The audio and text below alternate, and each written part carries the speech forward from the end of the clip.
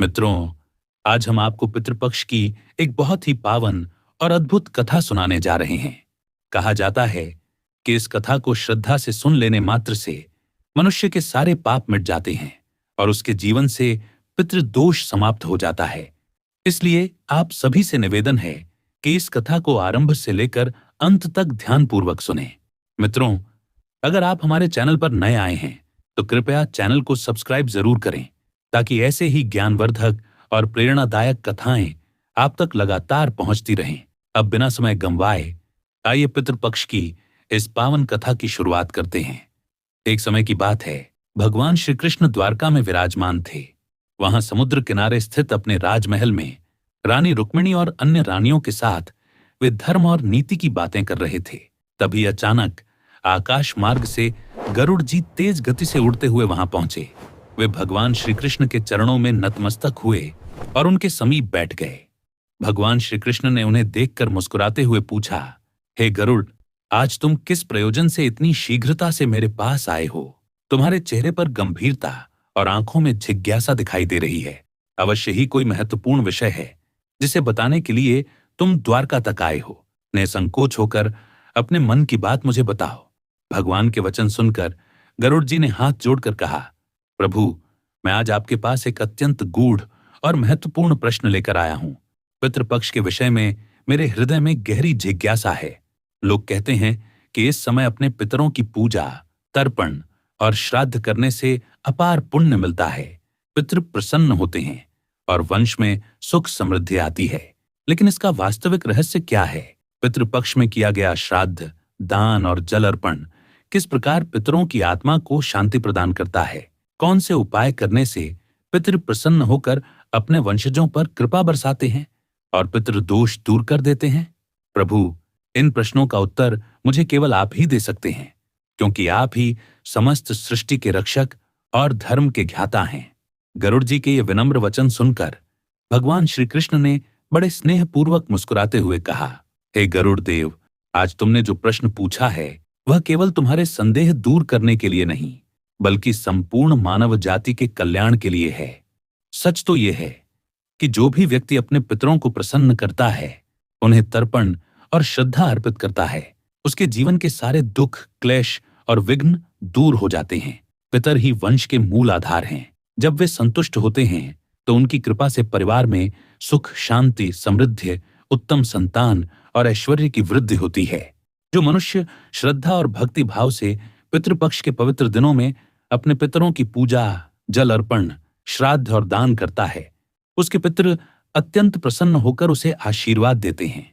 उनके आशीर्वाद से जीवन की सभी बाधाएं दूर हो जाती हैं और घर परिवार में आनंद का संचार होता है। परंतु हे गरुड़ देव, तुम्हारे प्रश्न का उत्तर देने से पहले मैं तुम्हें एक महत्वपूर्ण कथा सुनाना चाहता हूं। यह कथा पितृपक्ष के रहस्यों को और अधिक स्पष्ट करेगी और इसके महत्व को तुम्हारे साथ साथ समस्त लोकों में प्रकट करेगी। इस कथा को आरंभ से लेकर अंत तक श्रद्धा और मनोयोग से सुनना, तभी इसका वास्तविक फल प्राप्त होगा। भगवान श्री कृष्ण के वचन सुनकर गरुड़ जी ने हाथ जोड़कर कहा, हे प्रभु, मैं आपको विश्वास दिलाता हूं कि इस कथा को मैं आरंभ से लेकर अंत तक पूरे मन से सुनूंगा। इतना ही नहीं, बल्कि इसे देवलोक और अर्श मुनियों के बीच भी फैलाऊंगा, ताकि सब लोग इसके महत्व को जानें और इसका लाभ प्राप्त करें। ये सुनकर भगवान श्री कृष्ण गरुड़ जी की श्रद्धा और निष्ठा देखकर अत्यंत प्रसन्न हुए और उन्होंने गरुड़ जी को पितृपक्ष की पावन कथा सुनाना आरंभ किया। भगवान श्री कृष्ण ने कहा, हे गरुड़, शास्त्रों में कहा गया है कि इस कथा का श्रवण करने मात्र से मनुष्य के सारे पाप नष्ट हो जाते हैं, उसके दोष दूर हो जाते हैं और विशेष रूप से पितृदोष समाप्त हो जाता है। जिस मनुष्य पर पितरों का आरण होता है, वह चाहे कितनी भी तपस्या, दान, यज्ञ या साधना कर ले, जीवन में पूर्ण सुख और सफलता नहीं पा सकता। लेकिन पितृ पक्ष में श्रद्धा पूर्वक की गई पूजा, श्राद्ध, तर्पण और इस कथा का श्रवण उसके ऊपर से पितृयारण को समाप्त कर देता है। इसके फलस्वरूप उसके सारे कर्ज उतर जाते हैं, जीवन में धन धान्य की कमी नहीं रहती, घर परिवार में सुख समृद्धि बनी रहती है और घर आंगन ऐश्वर्य से भर उठता है। जो कन्या विवाह योग्य होती है, उसे मनोनुकूल और योग्य वर प्राप्त होता है। जो दंपत्ति संतानहीन होते हैं, उन्हें इस पुण्य प्रभाव से संतान प्राप्ति का सुख मिलता है। इसी कारण पितृपक्ष के दिनों में इस कथा का श्रवण प्रत्येक मनुष्य के लिए अत्यंत शुभ और आवश्यक माना गया है, क्योंकि जब पितृदेव प्रसन्न होते हैं तो वे अपने वंशजों को हर प्रकार का आशीर्वाद देकर उनके जीवन को मंगलमय और पूर्ण बना देते हैं। भगवान श्री कृष्ण गरुड़ जी से बोले, हे गरुड़, प्राचीन काल की बात है। उस समय एक राजा थे जिनका नाम सुदी था। वे बड़े ही धर्मप्रिय, सत्यवादी और वीर पुरुष थे, परंतु समय के साथ उनके मन में गहरा वैराग्य उत्पन्न हुआ। उन्होंने सोचा कि यह संसार केवल माया, मोह और दुखों से भरा हुआ है। उन्होंने निश्चय कर लिया कि वे इस मोह माया को छोड़ देंगे और जीवन के शेष समय को ईश्वर चिंतन और तपस्या में लगाएंगे। धीरे धीरे राजा सुदी ने राजपाट, महल, रथ, हाथी, घोड़े, रानियां, धन संपत्ति सब कुछ त्याग दिया। उन्होंने राज्य का भार योग्य मंत्रियों को सौंप दिया और स्वयं वन की ओर चले गए। वे एक समय केवल एक ही बार भोजन करते, वह भी फल फूल या जड़ियां, और अधिकतर समय उपवास रखते। वे नदियों के किनारे, पर्वतों की गुफाओं और पवित्र स्थलों में घूम घूम कर ईश्वर का ध्यान करते रहते। उनके इस कठोर तप और वैराग्य को देखकर देवता तक आश्चर्यचकित हो गए, किंतु उनके पितृगण अर्थात उनके पूर्वज अत्यंत दुखी हो उठे। वे सोचने लगे, हमारा यह वंशज यदि विवाह नहीं करेगा, संतान नहीं उत्पन्न करेगा, तो आगे वंश कौन चलाएगा? पितरों को तर्पण कौन देगा? वंश का यह दीपक स्वयं बुझा देगा, तो हमारे कर्मों का पुण्य कौन आगे बढ़ाएगा? पितृगण को भय होने लगा कि कहीं उनके कर्मों का पुण्य रुक न जाए, कहीं स्वर्गिक सुख बाधित न हो जाए और आगे चलकर यह वंश ही समाप्त न हो जाए। उन्होंने विचार किया कि अब हमें स्वयं चलकर अपने वंशज को समझाना ही पड़ेगा। एक दिन की बात है, राजा सुदी किसी पवित्र आश्रम में नदी किनारे बैठकर ध्यान में लीन थे। वे मंत्र जप कर रहे थे, मन पूर्णतः ईश्वर में लीन था। तभी वहां 4 दिव्य पुरुष प्रकट हुए। उनके शरीर से तेज प्रकाश निकल रहा था। उनके चेहरे पर करुणा और गंभीरता झलक रही थी।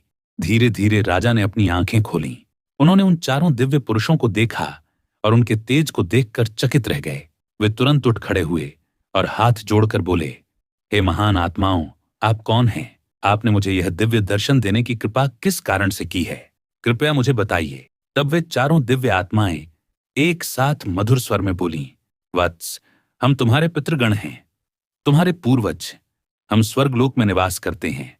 हम तुम्हारे इस कठोर वैराग्य और संसार त्यागी आचरण से अत्यंत दुखी हैं, इसलिए आज स्वयं तुम्हारे पास आए हैं। राजा सुदी ने उन्हें प्रणाम किया और आदर पूर्वक कहा, हे पितृदेव, आप सभी के दर्शन पाकर मैं धन्य हो गया, किंतु आप मेरे आचरण से दुखी क्यों हैं? मुझसे कौन सी भूल हो गई है कि मेरे पूर्वज मुझसे असंतुष्ट हो गए हैं? कृपया स्पष्ट रूप से बताइए। तब पितृगण ने गंभीर स्वर में कहा, वत्स, तुमने विवाह नहीं किया, संतान उत्पन्न नहीं की, यह बहुत बड़ी भूल है। गृहस्थ आश्रम धर्म का आधार है। विवाह केवल भोग या सांसारिक सुख का साधन नहीं, बल्कि मोक्ष और स्वर्ग प्राप्ति का मार्ग भी है। मनुष्य गृहस्थ रहते हुए देवताओं की पूजा, पितरों का तर्पण, ऋषियों की सेवा, अतिथियों का सत्कार और दान आदि करके उत्तम लोक प्राप्त करता है। वह देवताओं को स्वाहा और पितरों को स्वधा उच्चारण से तृप्त करता है। अतिथियों और याचकों को अन्न जल देकर संतुष्ट करता है। जो मनुष्य विवाह नहीं करता, संतान नहीं उत्पन्न करता, वह देव ऋण, पितृ ऋण और समाज ऋण किसी से मुक्त नहीं हो सकता। संसार में रहकर भी वह इन तीनों ऋणों का बोझ अपने सिर पर ढोता रहता है। संतान के बिना वंश रुक जाता है। जब वंश ही समाप्त हो जाए तो देव पूजा, पितृतर्पण, यज्ञ, दान, व्रत सब बंद हो जाते हैं। वंश के बिना पुण्य प्रवाह टूट जाता है। इसलिए तुम चाहे जितनी भी तपस्या कर लो, बिना गृहस्थ धर्म के स्वर्ग प्राप्त करना अत्यंत कठिन है। हे वत्स, तुम्हारे इस वैराग्य के कारण न केवल तुम बल्कि हम सब भी चिंतित हैं। यदि वंश का दीपक बुझ जाएगा तो हम सब पितर भी तृप्त नहीं हो पाएंगे। इसलिए हम तुम्हें समझाने आए हैं, विवाह करो, संतान उत्पन्न करो, अपने पितरों, देवताओं, ऋषियों और अतिथियों की सेवा करके वंश का धर्म निभाओ। यही सर्वोत्तम मार्ग है जिससे तुम्हें भी मोक्ष और हमें भी संतोष प्राप्त होगा। भगवान श्री कृष्ण ने गरुड़ जी से कहा, हे गरुड़, जब पितृगण राजा सुदी के सामने प्रकट हुए तब उन्होंने अपने वंशज से गंभीर स्वर में कहा, हे पुत्र, यदि तुमने विवाह नहीं किया तो यह अन्याय केवल तुम्हारे ही नहीं बल्कि पूरे वंश के लिए कष्टदायक सिद्ध होगा। तुम्हारे देह त्यागने के बाद तुम्हें नरक की प्राप्ति होगी और अगले जन्म में भी तुम दुख भोगोगे। वंश का धर्म टूट जाएगा, पितरों का तर्पण रुक जाएगा और देवरण पितृऋण अधूरा रह जाएगा। तब राजा सुदी ने हाथ जोड़कर उत्तर दिया, हे पितृदेव, विवाह करना मेरे विचार से अत्यंत दुखदायी है। इससे मनुष्य अनेक प्रकार के पापों में फंस जाता है, मोह में पड़ जाता है और अंतकाल में अधोगति को प्राप्त होता है। यही सोचकर मैंने स्त्री संघ का परिग्रह नहीं किया। जो मनुष्य अविवाहित रहकर प्रतिदिन विद्या का ग्रहण करता है और ज्ञान के अमृत से अपनी आत्मा को निर्मल करता है, वह मेरे मत में श्रेष्ठ है। शास्त्रों में भी अनेक प्रकार के सांसारिक कर्म बताए गए हैं, किंतु अंततः वे सब बंधन ही हैं। इसलिए मनुष्य को अपनी इंद्रियों पर संयम रखकर तत्व ज्ञान के जल से आत्मा को शुद्ध करना ही उचित है। राजा के ये शब्द सुनकर पितृगण ने शांत स्वर में कहा, वत्स, इंद्रियों को वश में रखना और ज्ञान के द्वारा आत्मा को निर्मल करना निश्चय ही उत्तम है। तुम्हारा विचार अनुचित नहीं, परंतु यह मार्ग अपूर्ण है। यह संपूर्ण कल्याण नहीं देता। संसार में यज्ञ, तप और दान जैसे कर्म जब फल लालसा रहित होकर किए जाते हैं तो वे बंधन का कारण नहीं बनते। जो कर्म पहले किए जा चुके हैं वे भोग के द्वारा ही नष्ट होते हैं। पूर्व जन्म का जो पुण्य है वह सुख दुख के अनुभव के माध्यम से धीरे धीरे समाप्त होता है। केवल त्याग करने से इनसे मुक्ति नहीं मिलती। जीवन के नियत कर्म, धर्म और परंपरा का पालन करना ही सच्चे मोक्ष का मार्ग है। फिर राजा सुदी ने कहा, हे पितामह, वेदों में कर्म मार्ग का प्रतिपादन करके अविद्या और माया की पुष्टि की गई है। यही कारण है कि मैं विवाह की ओर नहीं झुका। विवाह करके क्या लाभ होगा, इससे मेरा अनिष्ट ही होगा। तब पितृगण ने दृढ़ स्वर में कहा, वत्स, ये सत्य है कि संसार के सभी कर्म अंततः अविद्या ही कहलाते हैं, परंतु विद्या प्राप्त करना स्वयं एक कर्म है। शास्त्रों में जो विहित कर्म बताए गए हैं, सज्जन पुरुष उनका उल्लंघन नहीं करते। इन्हीं के माध्यम से उन्हें मोक्ष की प्राप्ति होती है। शास्त्रों ने पुरुष को विवाह करने का आदेश दिया है। विवाह न करने पर पुरुष को मुक्ति नहीं मिलती। संतान के बिना मोक्ष संभव नहीं है, क्योंकि श्राद्ध और पितृ तर्पण से ही वंश आगे बढ़ता है और पितृ संतुष्ट होते हैं। जब पितृ संतुष्ट होते हैं तभी वंशज के लिए उत्तम लोक और मोक्ष के द्वार खुलते हैं। इसलिए हे पुत्र, तुम विधिपूर्वक विवाह करो। यदि तुमने विवाह नहीं किया तो तुम्हारे सारे पुण्य व्यर्थ हो जाएंगे, कर्म निष्फल हो जाएंगे और तुम्हें विफलता ही हाथ लगेगी। यदि हमारा वंश नष्ट हो गया तो हमारी आत्माएं अतृप्त होकर भटकती रहेंगी। विवाह करके, संतान उत्पन्न करके ही तुम अपने पितरों को संतुष्ट कर सकते हो और यही धर्म का श्रेष्ठ मार्ग है। भगवान श्री कृष्ण आगे बोले, हे गरुड़, अपने पितरों के ऐसे वचन सुनकर राजा सुदी का हृदय भारी हो गया। उन्हें गहरा पश्चाताप हुआ। उन्होंने निश्चय किया कि अब वे अपने पितरों की आज्ञा का पालन करेंगे। वे बोले, हे पितृगण, अब तो मैं वृद्ध हो गया हूं, कौन मुझे अपनी कन्या देगा? ऐसे समय में विवाह करना मेरे लिए कठिन ही नहीं, लगभग असंभव है। तब पितृगण ने कहा, हे वत्स, यदि तुमने हमारे वचनों का पालन नहीं किया तो निश्चित ही हम सब पितरों का पतन हो जाएगा और तुम्हारी भी अधोगति होगी। समय कम है, पर अभी भी उपाय संभव है। धर्म मार्ग पर चलना कभी देर नहीं होता। तुम केवल संकल्प करो, शेष हम साधन कर देंगे। इतना कहकर सभी पितृगण वहां से अदृश्य हो गए। श्री कृष्ण ने कहा, हे गरुड़, पितरों के ऐसे वचन सुनकर अर्षि सुदी का मन व्याकुल हो उठा। अपने पितरों की मुक्ति के लिए विवाह का विचार करते हुए वे कन्या की खोज में पृथ्वी लोक पर विचरण करने लगे, किंतु उन्हें कहीं भी उपयुक्त कन्या नहीं मिली। बार बार अपने पितरों के वचनों को सोचते हुए चिंतित मन से वे अपने आप से कहने लगे, मैं क्या करूं, कहां जाऊं? मेरे पितृगणों की मुक्ति के लिए कौन स्त्री मुझसे विवाह करेगी? इस प्रकार गहन विचार में डूबे रहने के बाद अर्षि सुदी ने ब्रह्मादेव की घोर तपस्या करने का निश्चय किया। वे एक वन में चले गए और 100 वर्षों तक कठोर तपस्या में लीन हो गए। तब से जगत पिता ब्रह्मादेव उनके सामने प्रकट हुए और बोले, हे सुदी, मैं तुम्हारी तपस्या से प्रसन्न हूं। अपनी अभिलाषा प्रकट करो, मैं उसे अवश्य पूर्ण करूंगा। ऋषि सूदी ने विनम्र भाव से प्रणाम कर कहा, हे परमपिता, मेरे पितरों ने मुझसे संतान उत्पन्न करने का आग्रह किया है, किंतु मुझे विवाह योग्य कोई कन्या नहीं मिल रही। कृपा कर मुझे ऐसी कन्या प्रदान करें जिससे विवाह कर मैं संतान प्राप्त कर सकूं और अपने पितरों को संतोष दे सकूं। तब ब्रह्मादेव ने कहा, हे विप्र, तुम स्वयं संसार के प्रजापति बनोगे, तुम्हारे ही द्वारा प्रजा की उत्पत्ति होगी। तुम्हारे पितरों ने जो कहा वही धर्म सम्मत है, तुम्हें विवाह करना ही चाहिए। इस इच्छा को अपने मन में स्थिर करो और पितरों की पूजा करो, वे प्रसन्न होकर तुम्हें उत्तम स्त्री की प्राप्ति कराएंगे। ये कहकर ब्रह्मादेव अंतर्ध्यान हो गए। ब्रह्मा के वचन सुनकर अर्षि सुदी ने पितरों को प्रसन्न करने का संकल्प लिया। वे नदी के तट पर पहुंचे। एकांत स्थान में बैठकर उन्होंने अपने पितरों का तर्पण किया और उन्हें संतुष्ट किया। फिर एकाग्रचित्त होकर वे भक्ति भाव से अपने पितरों की स्तुति करने लगे। श्री कृष्ण बोले, हे गरुड़, अर्षि सुदी ने अपने पितरों की जो स्तुति की उसे प्रत्येक मनुष्य को ध्यानपूर्वक सुनना चाहिए। श्री कृष्ण बोले, हे गरुड़, यह स्तुति समस्त दुख और दोषों का नाश करने वाली है। जो भी मनुष्य इसे केवल एक बार श्रद्धापूर्वक सुन लेता है, उसके अनगिनत पाप नष्ट हो जाते हैं और उसे अपने पितरों का आशीर्वाद प्राप्त होता है। अतः ध्यानपूर्वक सुनो, तभी इस कथा को सुनने का पूर्ण फल तुम्हें मिलेगा। महात्मा सूदी अपने पितरों की स्तुति इस प्रकार करने लगे। जो अधिदेवता के रूप में सदैव विद्यमान रहते हैं और जो श्राद्ध के अवसर पर देवताओं द्वारा स्वधा से तृप्त किए जाते हैं, उन सभी पितृगणों को मेरा प्रणाम। जो महर्षि स्वर्गलोक में निवास करते हुए भुक्ति और मुक्ति की कामना से मानसिक श्राद्ध द्वारा भक्ति भाव से पितरों को तृप्त करते हैं, उन सभी पितरों को मैं बारंबार प्रणाम करता हूँ।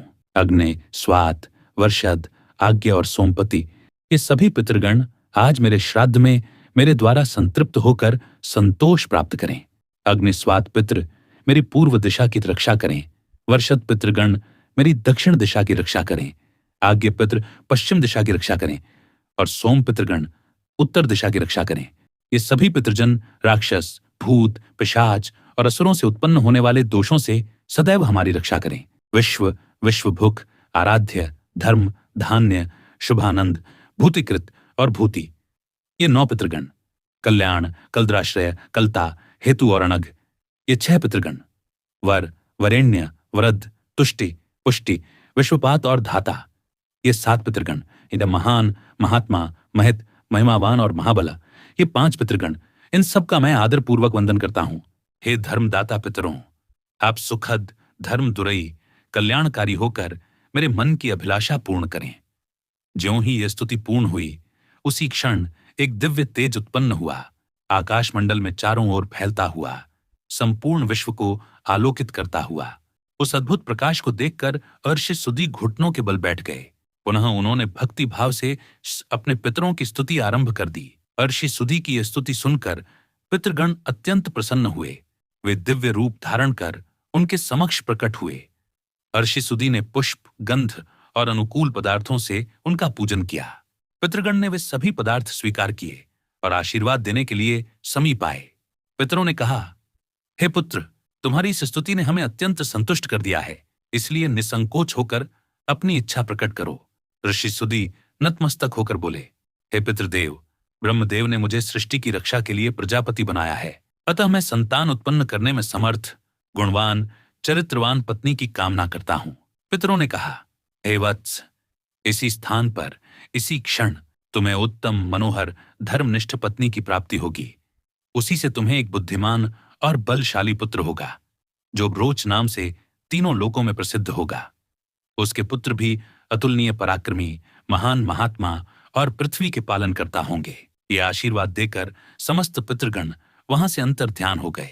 पितरों के अंतर्ध्यान होते ही उनकी कृपा से उसी क्षण उस पवित्र नदी के मध्य से एक अद्भुत घटना घटित हुई। जल लहरों के बीच से एक तेजस्विनी, मन को मोह लेने वाली, सुंदर और श्रेष्ठ अप्सरा प्रकट हुई। उसका नाम था प्रमलोचा। वह कोमल मुस्कान और मधुर वाणी से युक्त थी। उस दिव्य अप्सरा ने बड़े आदर के साथ महात्मा सुदी के समीप आकर कहा, हे तपस्वी श्रेष्ठ, आप महान पुण्यात्मा हैं। मैं वरुण पुत्र महर्षि पुष्कर की पुत्री हूं। मेरी एक अत्यंत रूपवान, गुणवान कन्या है, जिसका नाम है मानिनी। मैं आज उस कन्या को आपकी भार्या के रूप में आपको प्रदान कर रही हूं। आप उससे विवाह करें। उसी से आपको एक तेजस्वी, बुद्धिमान पुत्र की प्राप्ति होगी, जो मनु नाम से तीनों लोकों में विख्यात होगा। पितरों की आज्ञा और अप्सरा के वचनों को सुनकर प्रजापति बने महर्षि सुदी ने उस सुंदर कन्या मानिनी से विधिपूर्वक विवाह किया। श्री कृष्ण ने कहा, हे गरुड़, इस प्रकार महात्मा सुदी ने अपने पितरों को प्रसन्न करके विवाह के लिए उत्तम पत्नी प्राप्त की और अपने वंश को आगे बढ़ाया। कथा के अंत में भगवान श्री कृष्ण ने गरुड़ जी को पितरों को प्रसन्न करने के अनेक उपाय विस्तार से बताए। ये उपाय मनुष्य के जीवन में पितृदोष को समाप्त करने और पितरों की कृपा प्राप्त करने के लिए अत्यंत आवश्यक माने जाते हैं। भगवान ने कहा, पितरों को प्रसन्न करने के लिए कुछ विशेष अनुष्ठान, तर्पण और धार्मिक कार्यों का पालन करना चाहिए। पितरों को प्रसन्न करने का सबसे पहला और मुख्य उपाय है तर्पण। तर्पण का अर्थ है पवित्र भाव से जल अर्पण करना। पितृपक्ष के दौरान शुद्ध मन से पवित्र जल को हाथ में लेकर पितरों का आह्वान करना चाहिए और उन्हें जल अर्पित करना चाहिए। तर्पण में काले तिल, जल, दूध और कुश का उपयोग विशेष रूप से किया जाता है। यह कार्य श्रद्धा और मन की पवित्रता के साथ करने पर पितृगण तृप्त होकर प्रसन्न होते हैं। तर्पण करते समय एयुएम पितृभ्य स्वधा मंत्र का उच्चारण करना चाहिए, जिससे पितर संतुष्ट होते हैं और आशीर्वाद प्रदान करते हैं। श्री कृष्ण आगे कहते हैं, श्राद्ध कर्म भी पितरों की तृप्ति के लिए अत्यंत महत्वपूर्ण अनुष्ठान है। इसमें पितरों के निमित्त भोजन, फल और वस्त्र अर्पित किए जाते हैं। श्राद्ध कर्म करने वाले को ब्राह्मणों को भोजन कराना चाहिए, उन्हें वस्त्र और दक्षिणा देकर आशीर्वाद लेना चाहिए। ऐसा करने से पितर प्रसन्न होकर अपने वंशज को सुख, समृद्धि और दीर्घायु का आशीर्वाद देते हैं। श्राद्ध के दिन विशेष रूप से सात्विक भोजन बनाना चाहिए। इसमें खीर, पूड़ी, शुद्ध घी, सब्जियां और अन्य पौष्टिक व ताजे खाद्य पदार्थ शामिल करना शुभ माना गया है। यह भोजन पवित्र भाव से तैयार कर पितरों के निमित्त श्रद्धा पूर्वक अर्पित करना चाहिए। भगवान श्री कृष्ण ने गरुड़ जी से कहा, पितरों को प्रसन्न करने का दूसरा महत्वपूर्ण उपाय है गौ, ब्राह्मण और अन्य जीवों को भोजन कराना। विशेष रूप से गाय, कुत्ते, कौवे और ब्राह्मणों को भोजन अर्पण करना अत्यंत पुण्यदायी होता है। श्राद्ध के दिन गाय को हरी घास व रोटी खिलाना, कुत्ते को भोजन देना और कौवे को चावल व खीर अर्पित करना अत्यंत शुभ फलदायी माना जाता है। इससे पितर संतुष्ट होकर आशीर्वाद प्रदान करते हैं और पितृदोष से मुक्ति मिलती है। श्री कृष्ण ने आगे कहा, पीपल और तुलसी के वृक्ष की पूजा भी पितरों को प्रसन्न करने का अत्यंत महत्वपूर्ण उपाय है। पीपल को पितरों का निवास स्थान माना जाता है और तुलसी को माता लक्ष्मी का प्रतीक। श्राद्ध के दिन पीपल और तुलसी की पूजा कर पीपल के नीचे दीपक जलाने से पितर प्रसन्न होकर परिवार को सुख, समृद्धि और शांति का आशीर्वाद देते हैं। भगवान ने बताया, जो व्यक्ति पितृदोष से पीड़ित है उसे गया जी या अन्य पवित्र तीर्थ स्थलों पर जाकर पिंडदान अवश्य करना चाहिए। गया में पिंडदान करने से पितर संतुष्ट होकर मोक्ष प्राप्त करते हैं और अपने वंशजों को आशीर्वाद देते हैं। पिंडदान के समय काले तिल, कुश और चावल का अर्पण विशेष महत्व रखता है। इससे पितरों की आत्मा को तृप्ति व शांति मिलती है। श्री कृष्ण ने कहा, श्राद्ध पक्ष के दौरान व्रत रखना भी आवश्यक है। इस समय सात्विक आहार ग्रहण करना, ब्रह्मचर्य का पालन करना और भगवान विष्णु, शिव तथा देवी लक्ष्मी की आराधना करनी चाहिए। इस काल में मांस, मदिरा और तामसिक आहार से दूर रहना चाहिए। इससे पितरों की आत्मा प्रसन्न होती है, वे शांति पाते हैं और अपने वंशजों को आशीर्वाद देते हैं। भगवान ने गरुड़ जी को यह भी बताया, पितरों की शांति के लिए अन्नदान और वस्त्रदान करना श्रेष्ठ कर्म माना गया है। श्राद्ध पक्ष में गरीबों, ब्राह्मणों और साधुओं को अन्न व वस्त्र दान करने से पितरों की आत्मा को तृप्ति मिलती है, वंशजों के पाप नष्ट होते हैं और घर परिवार में सुख शांति बनी रहती है। पवित्र नदियों में स्नान कर पितरों के निमित्त जल अर्पण करना भी अत्यंत पुण्यदायी है। विशेषकर गंगा जल को पितरों की तृप्ति के लिए सर्वोत्तम माना गया है। गंगा में स्नान करने से पाप धुलते हैं, पितरों की आत्मा को शांति मिलती है और वे वंशजों को दीर्घायु, धन धान्य और मंगलमय जीवन का आशीर्वाद देते हैं। भगवान ने यह भी कहा, पितरों की प्रसन्नता के लिए सत्संग में सम्मिलित होना और पवित्र ग्रंथों का पाठ करना लाभकारी है। विशेषकर भगवद गीता के 11वें अध्याय का पाठ पितरों की आत्मा को शांति प्रदान करता है और उनके वंशजों पर कृपा बनी रहती है।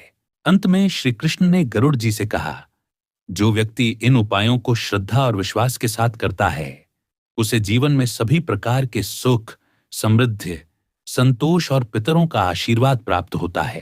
पितृदोष से उसका मुक्त होना निश्चित है और घर परिवार में सदैव मंगल बना रहता है। हे गरुड़, जो भी इन उपायों का पालन करता है, उसे पितृदोष का कभी सामना नहीं करना पड़ता। पितर सदैव प्रसन्न रहते हैं और वंशजों को जीवन के हर क्षेत्र में सफलता और सुख प्रदान करते हैं। तो मित्रों, गरुड़ पुराण में वर्णित पितृपक्ष की यह पवित्र कथा यहीं समाप्त होती है। यदि आपको यह कथा पसंद आई हो तो कृपया कमेंट में बताइए। वीडियो अच्छा लगे तो लाइक कीजिए, परिवार व मित्रों के साथ साझा कीजिए और चैनल को सब्सक्राइब करना न भूलें, ताकि आपको ऐसी ही दिव्य और आध्यात्मिक जानकारियां समय समय पर प्राप्त होती रहें। आप सभी का हार्दिक धन्यवाद।